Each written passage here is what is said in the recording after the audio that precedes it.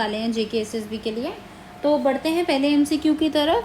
First MCQ कहता है polyploid rises due to change in the, so the correct answer is polyploid rises due to change in the number of chromosomes। ये मैं पहले भी discuss कर गई हूँ। बेसिकली जो पॉलीप्लॉइडी है ये कैसे अराइज होता है, ये अराइज होता है जब हम क्रोमोसोम्स का जो नंबर है वो चेंज करते हैं, ठीक है। और इसलिए जो है पॉलीप्लॉइड सेल्स और ऑर्गेनिजम्स जो हैं वो अराइज करते हैं और ये ज़्यादा होते हैं as compare to the set of chromosomes. Okay, आगे बढ़ते हैं। The commonly used coolant in refrigerator is, तो the commonly used coolant in refrigerator is, options हैं अमोनिया, नाइट्रोजन, फ्रियॉन या oxygen. The correct option is freon. तो देखो modern refrigerators जो होते हैं जिनका यूजुअली जो रेफ्रिजरेंट होता है जिसको बोला जाता है HFC134A, ठीक है, ये टेट्राफ्लोरोइथेन का जो है मॉलिक्यूल रहता है, ठीक है, ये हम यूज़ करते हैं which does not deplete the ozone layer. और ये क्या हेल्प करता है, जो ओजोन लेयर ऑलरेडी प्रेजेंट होती है उसको डिप्लीट ना करने में ये हेल्प करता है, ठीक है। तो फ्रियॉन की बात करूँ, फ्रियॉन जो है मोस्ट कॉमन रेफ्रिजरेंट है टिल 1980s से, ठीक है, 1980s से लेके फ्रियॉन मोस्ट इम्पॉर्टेंट कूलेंट रहा था, ठीक है, टिल 1980s। लेकिन उसके बाद ये 1990s में किससे रिप्लेस हुआ, क्लोरोफ्लोरोकार्बन से। लेकिन अभी हमारे ऑप्शन में फ्रियॉन ही है तो हम इसलिए फ्रियॉन पे ही टिक करेंगे, ठीक है। सो क्या है, द कूलेंट जो है रेफ्रिजरेटर में मोस्ट कॉमनली कौन सा यूज़ होता था, फ्रियॉन टिल 1980s। लेकिन 1990s के बाद इसको चेंज कर दिया गया और अभी जो यूज़ होता है क्लोरोफ्लोरोकार्बन है, ठीक है। ओके, सो बेसिकली जो कूलेंट होता है रेफ्रिजरेटर में वो क्या काम करता है कि आपका जो टेम्परेचर है उसको लो रखने में वो काम करता है, ठीक है। उसके बाद आगे बढ़ते हैं।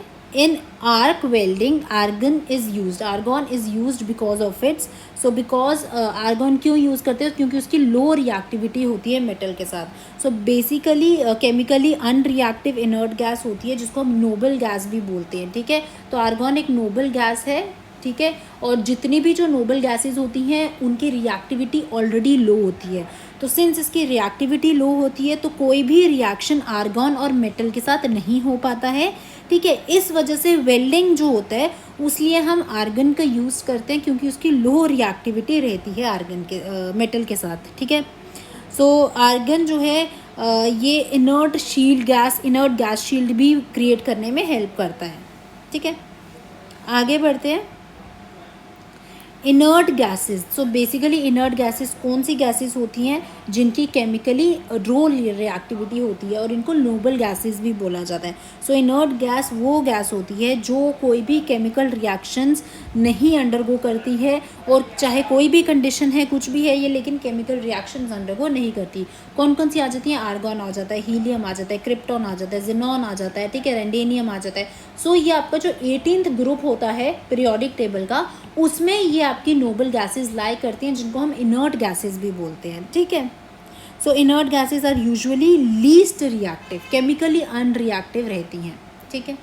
Then Andaman is separated from Nicobar by which water body, so basically ये बहुत इंपॉर्टेंट क्वेश्चन रह जाता है। सो 10 डिग्री चैनल है, ठीक है, जहाँ से ये अंडमान है और ये निकोबार है, ठीक है। तो अंडमान और निकोबार एक चैनल है जिसको बोला गया है 10 डिग्री चैनल, ठीक है। ये सेपरेट करता है अंडमान आइलैंड्स को निकोबार आइलैंड्स के साथ। और ये कहाँ पर लाई करते हैं ये भी आपको पता होना चाहिए, बे ऑफ बंगाल में जो है अंडमान निकोबार आइलैंड लाई करता है इसे, ठीक है, बे ऑफ बंगाल में। सो कौन सा चैनल है, 10 डिग्री चैनल। ओके, आगे बढ़ते हैं।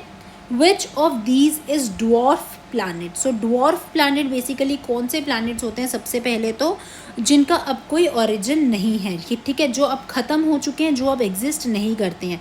सबसे पहला जो ड्वार्फ प्लैनेट था वो था प्लूटो, ठीक है। प्लूटो जो था अभी सबसे पहले नहीं, अभी रिसेंटली जो है प्लूटो ड्वार्फ प्लैनेट बन चुका है। प्लूटो जो है अब एग्जिस्ट नहीं करता, प्लूटो जो है ख़त्म हो चुका है, ठीक है। और dwarf planet basically officially reclassified कब हुआ है, ड्वार्फ प्लैनेट 2006 में प्लूटो को जो है ड्वार्फ प्लैनेट का दर्जा दिया गया है, ठीक है।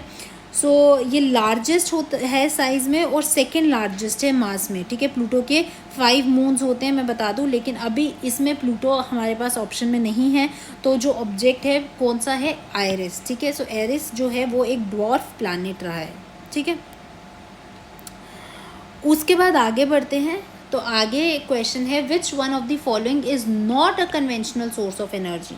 कन्वेंशनल एनर्जी सोर्सेज कौन से होते हैं, जैसे कि नेचुरल गैस हो गई, ठीक है, ऑयल हो गया, कोल हो गया, या फिर न्यूक्लियर वो हो गए, ठीक है। तो ये सारी जो होती है natural non conventional energy sources होते हैं। यहाँ पे हमसे पूछा है non conventional source of energy क्या है, तो ऑब्वियसली जो नेचुरल गैस है वो non conventional source of energy है, ठीक है। तो non conventional sources of energy basically वो एनर्जीज होती हैं जो कि रेन्यूएबल होती हैं, ठीक है, ये रेन्यूएबल होती हैं। और कन्वेंशनल सोर्सेज ऑफ एनर्जी कौन सी होती हैं, जो नॉन रेन्यूएबल होती हैं, ठीक है। तो non conventional resources of energy में हमारे पास कौन सा आ जाता है, नेचुरल गैस, ठीक है। Then next, the layer where the decrease in temperature with increasing altitude is totally absent is, तो वो कौन सी लेयर है, वो है ट्रोपोस्फेयर, जहाँ पे जब आप टेम्परेचर डिक्रीज़ करते हो, ठीक है, decrease in temperature with increasing altitude is totally absent, तो टेम्परेचर वो डिक्रीज नहीं होता, तो वो कौन सा लेयर है, ये है ट्रोपोस्फेयर, ठीक है। Next, first Englishman to appear in the Mughal court during Jahangir's reign, so कौन थे वो, पॉल कैनिंग थे, जो फर्स्ट मुस्लिम मैन अपेयर हुए थे जिन्होंने मुगल कोर्ट, जहांगीर के कोर्ट में वो गए थे। क्या नाम था उनका, उनका नाम था पॉल कैनिंग, ठीक है। सो पॉल कैनिंग जो थे ये फर्स्ट मुस्लिम मैन रहे थे जो अपेयर किए थे जहांगीर के कोर्ट में, ठीक है, ड्यूरिंग जहांगीर्स रेन। ओके, आगे बढ़ते हैं।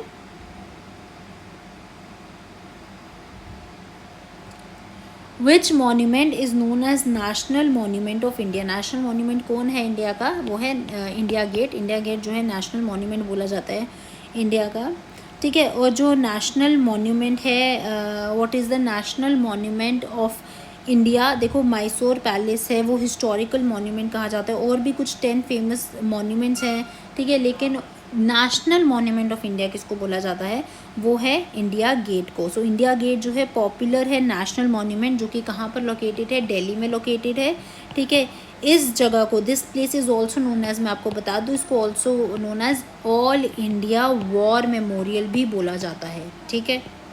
इंडिया गेट का जो मेमोरियल है वो 82,000 सोल्जर्स जो ब्रिटिश इंडियन आर्मी में इंक्लूड थे, उनको जो है कॉमेमोरेट करने के लिए बनाया गया था, ठीक है। ये कब मरे थे, ये कब मार्टियर हुए थे, in the period of 1914 to 1921 का जो टाइम पीरियड था, उस टाइम पीरियड में फर्स्ट वर्ल्ड वॉर चल रही थी, उस टाइम पीरियड में ये इतने ज़्यादा जो सोल्जर्स थे मार्टियर हुए थे, इसी चीज़ को कॉमेमोरेट करने के लिए हिस्टोरिकल मॉन्यूमेंट बनाया गया, विच इज़ इंडिया गेट, ठीक है। Now, which of the following was published by Gandhi ji during his stay in South Africa?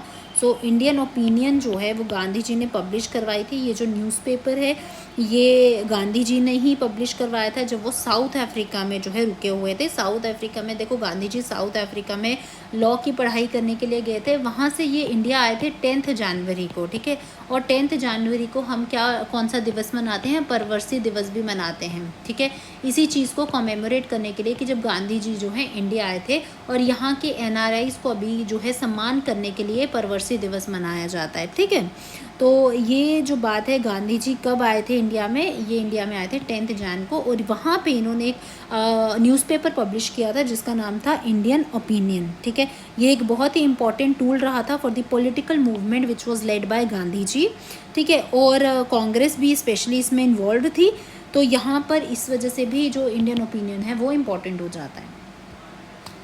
Next, what is the main purpose of white blood corpuscles. तो white blood corpuscles का main purpose क्या है, basically जो white blood cells होते हैं ये body के immune system को हेल्प करते हैं, ठीक है। तो they help the body fight infection and other diseases.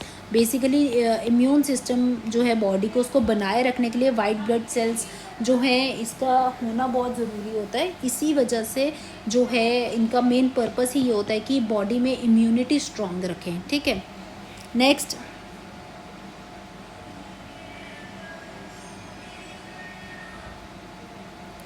Layer where decrease in temperature with increasing in altitude is totally absent. तो ये कौन सी है? ट्रोपोस्फेयर है, ये हमने पहले भी पढ़ लिया। Siderosis is a disease caused by the inhalation of, so देखो siderosis is disease which is caused by the inhalation of iron.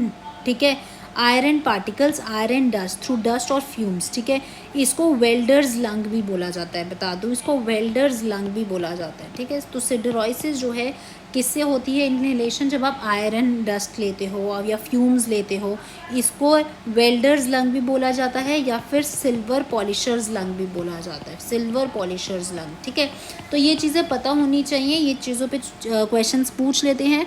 सिडरोसिस जो है एक टाइप का न्यूमोकोनाइसिस है। ठीक है, न्यूमोकोनाइसिस, और ये इनहेलेशन किससे होता है? आयरन डस्ट पार्टिकल्स को इनहेल करने से हो जाता है। और ये रेफर करता है more generally to occupational conditions like silosis, ठीक है, सिलिकोसिस, ब्लैक लंग।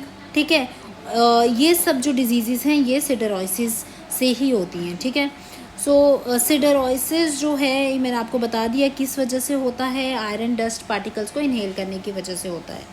आगे बढ़ते हैं, largest artery in human body. तो लार्जेस्ट आर्टरी कौन सी है? अयोटा। अयोटा जो है लार्जेस्ट आर्टरी है जो ऑक्सीजन रिच ब्लड को from the left ventricle of the heart to other parts of the body carry करती है। तो हार्ट से, ठीक है, हार्ट से लेफ्ट वेंट्रिकल, देखो हार्ट के 2 वेंट्रिकल्स होते हैं, राइट और लेफ्ट वेंट्रिकल। लेफ्ट वेंट्रिकल से ये जो अयोटा है ये ब्लड, ऑक्सीजन रिच ब्लड जो है वो कैरी करती है to other parts of the body. Okay, next, if the temperature inside a room is increased, the relative humidity will, so the relative humidity will decrease। जब भी temperature increase होएगा एक room के अंदर तो वहाँ पे जो ह्यूमिडिटी होती है, रिलेटिव ह्यूमिडिटी होती है, वो डिक्रीज होती है। ठीक है, सो बेसिकली जो ह्यूमिडिटी है, जब भी हम टेम्परेचर इंक्रीज़ करते हैं तो एयर जो है, मैं बता दूं कैसे काम करती है। एयर जो है वो ज़्यादा वाटर वेपर को होल्ड रखती है। ठीक है, जब टेम्परेचर इंक्रीज़ होता है आपको पता है तो हीट ज़्यादा जो है वो देखने को मिलती है, और वहीं पर एयर जो है ज़्यादा वाटर वेपर्स को होल्ड करके रखती है। जिसका मतलब ये है जितना वार्मर क्लाइमेट होगा, वार्मर द क्लाइमेट, ठीक है, उतनी ही ज़्यादा ह्यूमिडिटी होगी। तो जब हम टेम्परेचर को राइज़ करते हैं ऑब्वियसली जो ह्यूमिडिटी है, ठीक है, वो क्या होती है? राइज़ होती है, लेकिन जो रिलेटिव ह्यूमिडिटी है वो क्या होती है? डिक्रीज़ होती है। क्यों? क्योंकि जो रिलेटिव ह्यूमिडिटी है वो एयर के इनवर्सली प्रोपोर्शनल है। सो टेम्परेचर और रिलेटिव ह्यूमिडिटी जो है इनवर्सली प्रोपोर्शनल है। ठीक है, ये याद रखना, जब भी टेम्परेचर इंक्रीज होएगा it will lead to decrease in relative humidity. Why? Because the air will become drier. ठीक है, एयर जो होएगी वो ड्रायर हो जाएगी, और जब एयर ड्रायर होएगी तो टेम्परेचर जो होएगा वो भी क्या हो जाएगा? thus the air will become drier, whereas when the temperature जब डिक्रीज होएगा तो एयर विल बिकम वेट। ठीक है, और जब टेम्परेचर डिक्रीज होएगा एयर वेट होएगी, जब टेम्परेचर इंक्रीज होएगा एयर ड्रायर होएगी, और which means the relative humidity will also increase जब हम टेम्परेचर डिक्रीज करेंगे। लेकिन जब रिलेटिव ह्यूमिडिटी इंक्रीज होएगी will decrease when the temperature inside the room is increased. Okay, आगे बढ़ते हैं। इन अ ट्रांजिस्टर द बेस इज, देखो ट्रांजिस्टर में जो बेस है वो क्या है? वो एक लाइटली डोप्ड जो ट्रांजिस्टर होता है वो लगता है। ठीक है, so basically the base is, क्या वो इंसुलेटर है, क्या वो कंडक्टर ऑफ लो रेजिस्टेंस है, क्या वो कंडक्टर ऑफ हाई रेजिस्टेंस है, या फिर एन एक्सट्रिंसिक सेमीकंडक्टर है। ठीक है, सो बेसिकली ये जो है ये है एक्सट्रिंसिक सेमीकंडक्टर। ठीक है, ट्रांजिस्टर में बेस। आगे बढ़ते हैं। Nights are cooler than in the deserts because, so basically nights क्यों कूलर होती हैं? क्योंकि जो सैंड है वो रेडिएट करती है more heat more quickly then the earth. तो बेसिकली जो सैंड है वो हीट को बहुत क्विकली रेडिएट करती है, ज़्यादा क्विकली रेडिएट करती है अर्थ से भी ज़्यादा, ठीक है, सैंड ज़्यादा जल्दी रेडिएट करती है। When we hear a sound we can identify its source from. So जब भी हम साउंड सुनते हैं तो हम उसका सोर्स जो है वो कहाँ से आइडेंटिफाई कर सकते हैं। देखो जो क्वालिटी है साउंड की ये कैसे डिटरमाइंड होती है, can be determined by overtones and harmonics present in the sound, so can be determined by the overtones present in the sound, ठीक है। देखो नेक्स्ट है a boy is standing in front of a plane mirror at a distance. ये plane mirror है, boy है जो 3 metre distance पे खड़ा है। What is the distance between the boy and his image. So distance क्या होएगा बॉय और उसकी इमेज का, will be the same, that is 3 metres, ठीक है। तो यहाँ पे इमेज बन रही है तो इसका जो डिस्टेंस होएगा वो भी सेम होएगा।